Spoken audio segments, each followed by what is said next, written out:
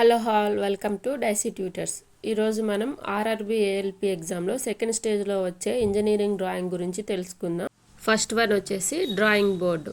ఈ పైన కనిపిస్తున్న సర్ఫేస్ని వర్కింగ్ సర్ఫేస్ అంటాము. దీని మీద మనం డ్రాయింగ్ షీట్ పెట్టుకొని డ్రా చేస్తాం అన్నమాట. డ్రాయింగ్ బోర్డు వెనక వైపు చూస్తే ఇలా ఉంటుంది. ఇక్కడ మనం డ్రాయింగ్ బోర్డ్ని వుడ్తో తయారు చేసుకుంటాము. ఈ వుడ్ ప్లేట్స్ని స్ట్రిప్స్ అంటాము. వీటిని స్క్రూతో బిగిస్తాము. ఈ రెండు ప్యారలల్ లైన్స్ ఉన్నాయి కదా, వీటిని బ్యాటెన్స్ అని అంటారు.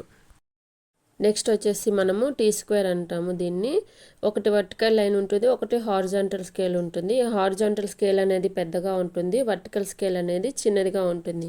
ఈ రెండింటికి మధ్య యాంగిల్ 90 degrees ఉంటుందన్నమాట. ఈ స్కేల్ని మనం ప్లాస్టిక్తో కానీ, వుడ్తో కానీ, స్టీల్తో కానీ, ఐరన్తో కానీ చేసుకుంటాం.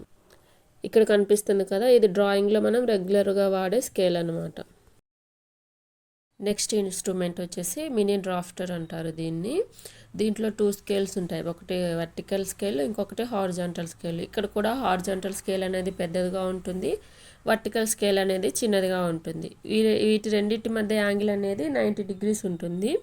మనకు పైన చిన్న స్ట్రిప్ లాగా కనిపిస్తుంది కదా, ఆ స్ట్రిప్ అనేది 360 degreesలో మనం ఈ స్కేల్ని అడ్జస్ట్ చేసుకోవచ్చు అనమాట. డ్రాఫ్టర్ని మనం డ్రాయింగ్ బోర్డుకి అటాచ్ చేస్తే ఎలా ఉంటుందో ఈ ఇమేజ్లో చూస్తున్నాము. నెక్స్ట్ డ్రాయింగ్ వేయడానికి మనం డిఫరెంట్ పెన్సిల్స్ని యూజ్ చేస్తాము. వీటిని గ్రేడ్స్గా డివైడ్ చేస్తాడు. హార్డ్ గ్రేడ్ అనేది 9H నుంచి 4H వరకు ఉంటుంది. వీటిని లైట్ లైన్స్ గీయడానికి యూజ్ చేస్తాము. మీడియం గ్రేడ్ అనేది 3H నుంచి B వరకు ఉంటాయి.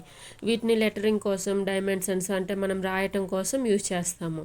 సాఫ్ట్ గ్రేడ్ అనేది 2B నుంచి 7B వరకు ఉంటుంది. వీటిని థిక్ లైన్స్ కోసం మనం యూజ్ చేస్తాము. పెన్సిల్స్ని మనం 2 టైప్స్గా వాడతాము. షార్ప్గా ఎడ్జ్ ఉంటే దాన్ని కోనికల్ పాయింట్ అంటాము. షార్ప్గా కాకుండా కొంచెం ఫ్లాట్గా ఉంటే దాన్ని సీజెల్ ఎడ్జ్ అని అంటాము.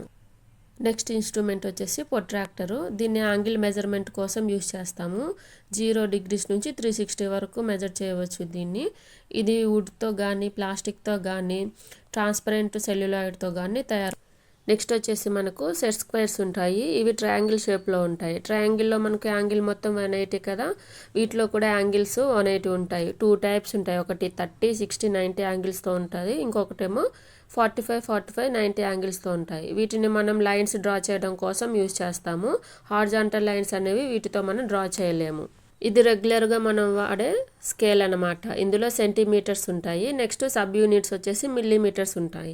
మనం ఒకటి పెద్ద స్కేల్, ఒకటి చిన్న స్కేల్ వాడతాం కదా. చిన్న స్కేల్ అనేది లెంత్ వచ్చేసి 15 centimeters, విడ్త్ 2 centimeters ఉంటుంది. పెద్ద స్కేల్ అనేది లెంత్ 30 centimeters, విడ్త్ వచ్చేసి 3 centimeters ఉంటుంది. వీటిని మనం ఫ్రెంచ్ కర్వ్స్ అంటాము. మనం కంపాస్ యూజ్ చేసి ఏవైతే కర్వ్స్ డ్రా చేయలేమో వీటిని యూజ్ చేసి మనం ఆ కర్వ్స్ని డ్రా చేస్తాము. నెక్స్ట్ వచ్చేసి మనకు డివైడరు. ఇది 2 లైన్స్ మధ్య డిస్టెన్స్ ఎంత ఉందో మెజర్ చేయడానికి, లైన్ సెగ్మెంట్ యొక్క డిస్టెన్స్ని, యాంగిల్స్ని మెజర్ చేయడానికి దీన్ని మనం యూజ్ చేస్తాము. దీని తర్వాత వచ్చేది కంపాస్. మనం సర్కిల్ రౌండ్గా గీయటానికి మరియు ఆర్క్స్ డ్రా చేయడానికి ఈ కంపాస్ని మనం యూజ్ చేసుకుంటాము. నెక్స్ట్ మనకు డ్రాయింగ్ క్లిప్స్. వీటిని డ్రాయింగ్ షీట్ని హోల్డ్ చేయడానికి యూజ్ చేస్తాము. దీన్ని క్లినోగ్రాఫ్ అంటాము. లైన్స్, యాంగిల్స్తో డ్రా చేసేటప్పుడు దీన్ని యూజ్ చేస్తాము. ఇవి ఇంక్లినేషన్ లైన్స్కి ప్యారలల్ లైన్స్ డ్రా చేయడానికి మనం దీన్ని యూజ్ చేసుకుంటాము. ఇంకా చాలా ఉన్నాయండి. అందులో వచ్చేసి డ్రాయింగ్ షీట్స్ ఉన్నాయి, అది నెక్స్ట్ వీడియోలో తెలుసుకుందాం.